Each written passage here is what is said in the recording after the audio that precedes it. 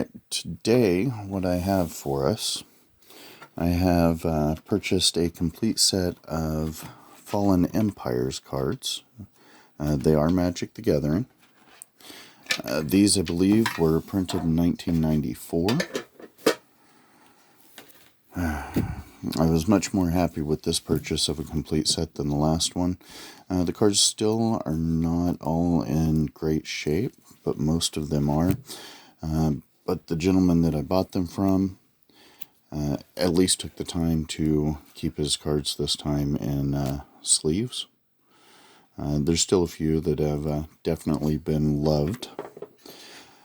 This set has no cards of notable value, so I'll be looking through, just pointing out some of my favorites when you go through the card sets.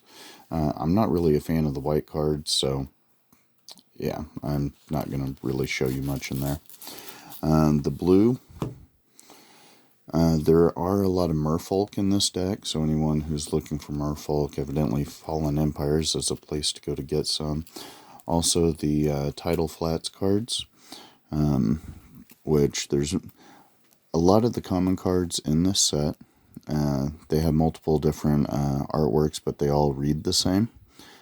Tidal Flats, pretty good card if you play blue. All your creatures get first strike until end of turn. In addition to that, like I said, it's merfolk, but there is also the spawning pool. Give me one moment here to find that.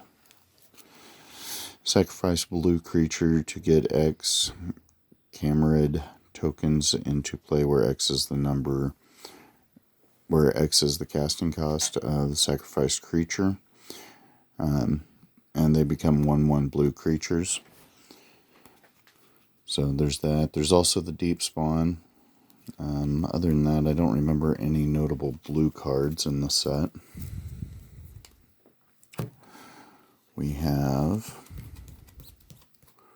our black cards. Like I said, they're not all in great shape, but for the most part, they attempted to take slightly better care. This is mostly your Thals and Thalids.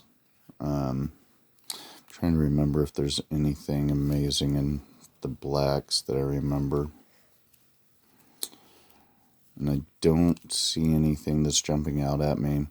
Once again, multiple cards, different artists for different artwork for the different cards, but it's still the same card. Red. Red had a lot of Dwarven and Orcs, if I remember correctly, in this set. There are some Goblin cards for people playing Goblin decks. You got the Goblin War Drums, all 4 of those. Each one, I believe, is by a different artist. Yes, they are. Got the Goblin Grenades. Jeez, I remember the Goblin Grenades from back in the day. Dwarven cards, Dwarven cards, Dwarven cards.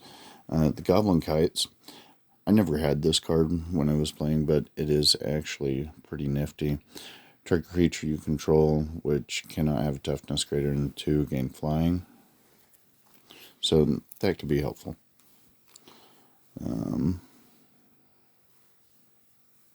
Other than that, don't remember a whole lot from the green, or from the red. Green cards, I really did enjoy playing with some of the green cards from this deck. This was Elves and your Spore counters.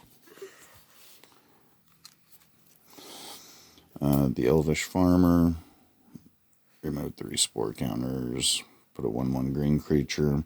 There's also the Fungal Bloom. Let's see, this guy, the Feral Thalid. Upkeep, put counter on a Feral Thalid, remove 3 to regenerate it. The Spore Flower, remove 3. If you were playing a green deck back in the day that was a Spore deck, some of these cards would definitely be what you wanted in there. The Night Soil, Spore Clouds, tap all blocking creatures. So, and that's that. That was pretty much the green in a nutshell.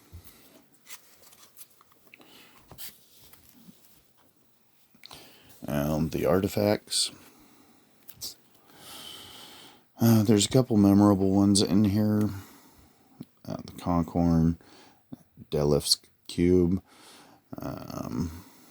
Obviously, I'm sure you guys recognize some of this artwork. Delif's Cone, which ironically enough was the common artifact for the set. All the others were considered at least uncommon, if not rare. And then we have our lands, and I guess you could call it the mana cycle.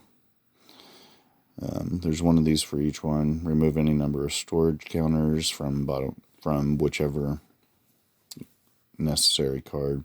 For each counter, add one of whatever color.